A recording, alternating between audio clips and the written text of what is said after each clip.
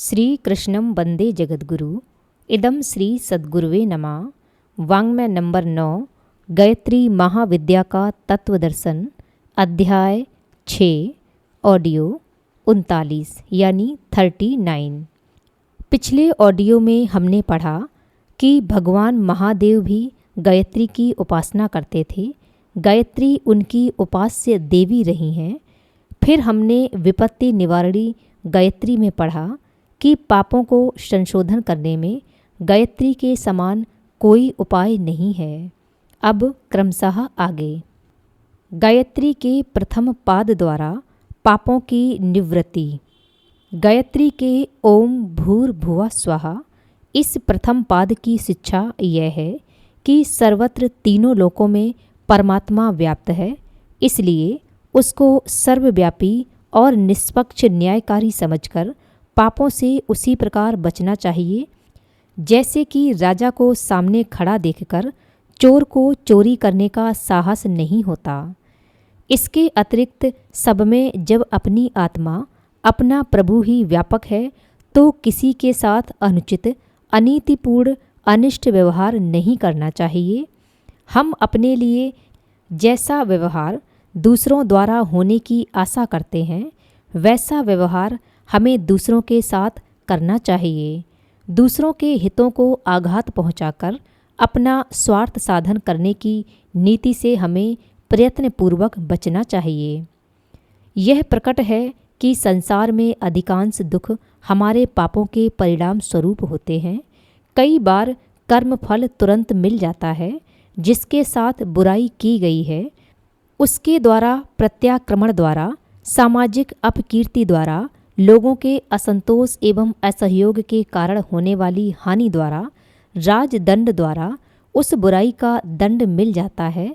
इनसे भी कोई व्यक्ति बच जाए तो ईश्वरी निष्पक्ष न्याय द्वारा प्राप्त होने वाले दंड से कोई व्यक्ति बच नहीं सकता। अंग भंग, अपूर्ण, रोगग्रस्त, हीन बुद्धि लोगों को देखकर यह सहज ही अनुमान लगाया जा सकता है कि इनको दैवीय दंड भुगतना पड़ रहा है। अपना कर्तव्य ठीक प्रकार पालन करते हुए भी कई बार अनायास कोई आकस्मिक दैवी विपत्ति आ जाती है या प्रयत्न करते हुए भी सफलता नहीं मिलती, तो यही कहना पड़ता है कि हमारे पूर्वकृत कर्म का प्रारब्ध का फल है। यदि मनुष्य पाप कर्मों से बचा रहे तो निश्चय ही वह दुखों से बचा रहेगा। यद्यपि दुखों के अन्य कारण भी हैं। निर्दोष व्यक्ति भी कभी अत्याचारियों द्वारा सताए जाते हैं या सामूहिक दोषों का फल भी व्यक्ति को भोगना पड़ता है। परंतु यह बात ध्रुव सत्य है कि पाप का परिणाम तो दुख ही हो सकता है। यदि कोई व्यक्ति पाप ना करे तो उसके प्रारब्ध में दुखों का विधान किस प्रकार हो सकता है। कांटे में लिपटी हुई आटे की गोली खाते समय मछली अपने आप को बुद्धिमान समझ सकती है कि मुफ्त में ही मैंने इतना आटा पा लिया। जाल में फैले हुए दानों के खाते समय चिड़िया गर्व कर सकती है कि मैंने बिना परिश्रम के एक स्थान पर पड़ा हुआ इतना अन्न सहज ही पा लिया, पर उसे थोड़ी ही देर में अपनी भूल का पता चल जाता है। आटे की गोली के साथ पेट में पहुंचा हुआ कांटा जब मछली का पेट फाड़ता है तब उसे मालूम पड़ता है कि मैं बुद्धिमान हूँ या नहीं। चिड़िया जाल में फंसकर बहेलिए के हाथ में पहुँचती है तब उसे मालूम पड़ता है कि मैं चतुर एवं सौभाग्यशाली हूँ या नहीं। पापी लोग जब जरा से प्रयत्न से बहुत सा लाभ कमा लेते हैं तो फूले नहीं समाते। धर्म अधर्म के पचड़े से बचकर अपना काम बना लेने की प्रचुरता पर इन्हें गर्व होता है, पर जब उन कर्मों का प्रारब्ध भोग कराल काल दंड की तरह उनके पीछे पड़ता है तब उनकी समझ में आता है कि वे उस दिन कमा रहे थे या गंवा रहे थे। वे चतुर थे या फूहड़, उन्होंने बुद्धिमानी का मार्ग चुना था या बेवकूफ़ी का। गायत्री खतरे की घंटी है, चौराहे पर खड़ी पुलिस है, वह बताती है कि आप पाप की ओर मत चलो। ईश्वर सर्वव्यापक है, वह किसी का पक्षपात नहीं करता, उससे तुम्हारा कोई पाप छिपा नहीं रह सकता और तुम किसी पाप के प्रतिफल से बच नहीं सकते। ओम भूर्भुवः स्वः के अक्षर निरंतर हमें यही शिक्षा देते हैं। रेल की पटरी के किनारे पर जो सिग्नल खड़े होते हैं वे बताते हैं कि किधर जाना चाहिए किधर नहीं। यदि सिग्नल का आदेश ना मानकर कोई ड्राइवर रेलगाड़ी को मनमानी रीति से दौड़ा ले जाए तो परिणाम कितना भयंकर होगा, इसकी कल्पना सहज ही की जा सकती है। वह रेल किसी से टकरा जाएगी या उलट जाएगी और ड्राइवर को अपनी हेकड़ी का नतीजा भोगना पड़ेगा। गायत्री का सिग्नल हमें सावधान करता है और अपनी जीवन नीति की रेल को सही मार्ग पर ले चलो, अन्यथा अपने स्वाभाविक सुखों से हाथ धोना पड़ेगा और दुखों की यातनाओं से पीड़ित होना पड़ेगा। गायत्री के प्रथम चरण में दूसरों के प्रति आत्मीयता, ममता, प्रेम, उदारता, ईमानदारी, सेवा एवं मधुरता का व्यवहार करने की शिक्षा है। यह शिक्षा जिसके अंतःकरण में विराज गई होगी, माता ने जिसको अपने प्रथम चरण का स्पर्श करने दिया होगा, वह अनेक सामाजिक कष्टों से अनायास ही छूट गया होगा। अपने कुटुंबियों, पड़ोसियों, समीपवर्ती लोगों के साथ यदि विरोध, मनोमालिन्य, द्वेष, संघर्ष, कलह चलता हो तो वे हमें उतना सहयोग नहीं देंगे जितना कि देना चाहिए। जब उनकी सद्भावना की आशा की जाती है तब भी वह प्राप्त नहीं होगी। इसके अतिरिक्त वे विरोधी होने के कारण तरह तरह की बाधाएं उत्पन्न करते रहेंगे और हानि पहुंचाने वाले आयोजन, षड्यंत्र या आक्रमण करने का जब भी उन्हें अवसर मिलेगा ना चूकेंगे। मुकदमा, फौजदारी, चोरी, डकैती, कत्ल, बहिष्कार, अपमान, शिकायत, चुगली, निंदा, दोष प्रदर्शन आदि हानियाँ अकस्मात तो कभी कभी ही होती हैं। अधिकांशतः उनके पीछे पुरानी शत्रुता या किसी विरोधी का गहरा मनोमालिन्य काम करता रहता है। जो व्यक्ति अपने से असंतुष्ट होते या द्वेष रखते हैं, बहुधा उन्हीं का ऐसे कार्यों में विशेष हाथ रहता है। यदि शत्रुता ना हो तो इस प्रकार की आपत्तियों की संख्या अत्यंत ही न्यून हो जाए। अपनी उन्नति में सबसे बड़ी बाधा यह होती है कि जो लोग हमारी सहायता कर सकते हैं वे अपना हाथ खींच लेते हैं। यदि थोड़े से व्यक्ति किसी की पीठ पर सहायक होते हैं तो वह उनके थोड़े थोड़े सहयोग का सहारा पाकर आशाजनक उन्नति कर सकता है। संसार में जितने भी सफल और समुन्नत व्यक्ति हुए हैं, उनकी सफलता का एक महत्वपूर्ण कारण उनके सहायक भी हैं। कोई व्यक्ति चाहे कितना ही विद्वान, बुद्धिमान, चतुर, शक्तिमान क्यों ना हो, पर सहयोग के अभाव में लुंज पुंज ही रहेगा। उससे कोई महत्वपूर्ण कार्य ना बन सकेगा। असहयोग भले ही द्वेष के बराबर हानिकारक ना हो, पर वह भी जीवन की प्रगति रोक देने में एक विशाल पर्वत की तरह अड़कर खड़ा हो जाता है। द्वेष तीव्र रोग है, असहयोग मंद रोग। दोनों एक ही जाति के हैं, अंतर केवल तापमान का है, परिणाम दोनों का ही अनिष्टकारक होता है।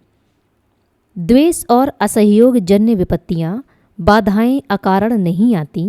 संसार में बुरे आदमी भी कम नहीं हैं, पर उनकी बुराई तभी उग्र रूप से प्रकट होती है जब सामने से उसके प्रकट होने का कोई अवसर हो। सिंह खूंखार जानवर है, पर उसका खूंखारपन प्रकट तभी होता है जब उसका आहार सामने आए। पेड़, पत्थर, नदी, तालाब के प्रति वह खूनी नहीं होता। अग्नि में जलाने का गुण है, पर वह जलाती उन्हीं चीज़ों को है जो जलने लायक हों। यदि ईंधन ना हो तो प्रचंड अग्नि को भी हार माननी पड़ेगी, वह बुझकर ठंडी हो जाएगी। इसी प्रकार दुष्ट प्रकृति के मनुष्य भी अपनी दुष्टता का पूर्ण प्रकाशन करने में तभी सफल होते हैं जब सामने वाले के स्वभाव में पर्याप्त त्रुटियां मौजूद हों। यदि गायत्री के प्रथम चरण की आराधना करके हमने अपने स्वभाव को आत्मीयतापूर्ण एवं मधुर बना लिया है, तो बुरे आदमियों की उग्रता देर तक नहीं ठहर सकती। वे भी सद्व्यवहार से पिघलाए जा सकते हैं और उनके अंदर जो थोड़ी भलमनसाहत है उससे भरपूर लाभ उठाया जा सकता है। कुछ नर पिशाच अत्यंत ही दुष्ट होते हैं। ऐसे लोगों को काबू में रखने, डराने, दंड देने या दुष्टता छोड़ने के लिए विवश करने की आवश्यकता होती है, पर ऐसी शक्ति एक आदमी में पर्याप्त नहीं होती। इसे लोकमत से ही दबाया जा सकता है। अपने पक्ष में अनुकूल लोकमत एवं सहयोग प्राप्त करने के लिए जिस जनशक्ति की आवश्यकता है वह हमारे उत्तम स्वभाव के बिना प्राप्त नहीं हो सकती। गवाही के अभाव में मुकदमे खारिज हो जाते हैं और झूठे मुकदमे में सजा होती है। दुष्टों के विरुद्ध यदि हम अपने सद्गुणों से आवश्यक मित्रों का संगठन कर लें तो उसे राजदंड दिलाया जा सकता है तथा अन्य अनेक नए तरीकों से रगड़ दिया जा सकता है। परंतु जब अपने पक्ष में जनबल, लोकमत संगठन न हो तो कोई तुच्छ सा मनुष्य हमें नाकों चने चबाने के लिए विवश कर सकता है। आत्मीयता का अर्थ है दूसरों के प्रति हार्दिक रूप से सद्व्यवहार करना। यह सम्मोहन अस्त्र है जिसके द्वारा अनेक व्यक्तियों को वशवर्ती बनाया जा सकता है। कई धूर्त इस स्वभाव से अनुचित लाभ भी उठा लेते हैं और कई बार अपने को ठगाया जाना पड़ता है, पर इस हानि से कुछ बहुत बिगाड़ नहीं होता। इस प्रकार ठग जाने से भी अपनी कीर्ति, साधुता एवं प्रतिष्ठा बढ़ती है, जो पीछे जाकर उस हानि से कई गुना लाभ दे जाती है। जिसके अधिक मित्र हैं, अधिक सहयोगी और स्वजन हैं, उसके प्रारब्ध भोग भी हल्के हो जाते हैं और सुनिश्चित भवितव्यता का जो कष्ट होना चाहिए उससे कहीं कम होता है। कल्पना कीजिए कि दो व्यक्तियों को प्रारब्धवश एक साथ रोग होता है। इनमें से एक से सब लोग घृणा और द्वेष करते हैं। बीमारी की हालत में उसे कोई सहायता नहीं मिलती। वह भूखा प्यासा, मल मूत्र से सना हुआ, सर्दी गर्मी से दुख सहता हुआ, बिना दवा तथा सेवा के अकेला पड़ा रहता है। ऐसी दशा में उसका शारीरिक और मानसिक कष्ट अनेक गुना बढ़ जाएगा। प्रारब्ध बस उसे एक सप्ताह रोगी रहना था, तो एक सप्ताह में ही उसे रौरव नरक के दर्शन हो जाते हैं। इसके विपरीत दूसरा वह रोगी जिसे प्रारब्ध बस इतना ही रोगी रहना था, अपने स्वजन सहयोगियों से घिरा हुआ, उसे उचित परिचर्या, चिकित्सा सेवा, मनोरंजन आदि मिलता रहता है। उसका दुख हंसते बोलते बातों ही बातों में कट जाता है। दूसरों से सेवा, सहानुभूति में अपने कष्टों को भूला रहता है। अब इन दोनों रोगियों के एक समान प्रारब्ध की तुलना की जाए तो पता चलता है कि एक ने बहुत अधिक और दूसरे ने बहुत कम कष्ट सहकर अपना भोग पूरा किया है। दैवी आपत्तियां जो अनिवार्य हैं, आती हैं, परंतु गायत्री के प्रथम चरण से अपने उच्च स्वभाव के कारण वे भी कम कष्ट देकर भुगत जाती हैं। स्वजनों की मृत्यु या वियोग के समय कितने ही व्यक्तियों को असाधारण दुख होता है। वे उनके विच्छोह में दिन रात घुलते रहते हैं। इस शोक भावना का कारण आत्मीयता की भावना का परित्याग करके मोह ममता के बौद्धिक मनोविकार में उलझ जाना ही है। आत्मीयता एक व्यापक एवं उदार तत्व है। उसमें कुटुंबियों को ईश्वर की अमानत और अपनी सेवा वृत्ति को चरितार्थ करने का माध्यम समझने का भाव रहता है। जो ऐसा समझेगा उसे ईश्वर के अंश किसी जीव द्वारा अपना शरीर बदलने की साधारण क्रिया करने पर दुख क्यों होगा। ईश्वर ने सेवा करने का एक माध्यम उठा लिया तो और किसी के पुत्र की सेवा करने में लगाया जा सकता है। इसमें शोक की क्या बात हुई। शोक की भूल में मृत व्यक्ति को अपनी संपत्ति समझने और उसके चले जाने से अपने विनोद, स्वार्थ, आशा आदि में हानि हुई समझना ही दुखी होने का प्रधान कारण होता है। जिसके प्रति अपनी मोह ममता जितनी ही कम होगी, उसकी मृत्यु या वियोग का उतना ही दुख कम होगा। आत्मीयता के अभाव में ममता का विकार मन में जम जाता है। जिसका दृष्टिकोण उदार है, विस्तृत है, व्यापक आत्मा को सब में देखता है, उस उदार चरितानाम तु वसुधैव कुटुम्बकम मानने वाले के लिए सभी अपने हैं। जब प्रतिक्षण अनेक अपने मरते रहते हैं और उनकी मृत्यु का कोई कष्ट नहीं होता, तो किसी विशेष अपने की मृत्यु में ही दुख क्यों होगा। आत्मीयता को एक विशेष स्थान पर केंद्रित कर देने से प्रेम का लोप होकर मोह उत्पन्न हो जाता है। मोह ही शोक का कारण है।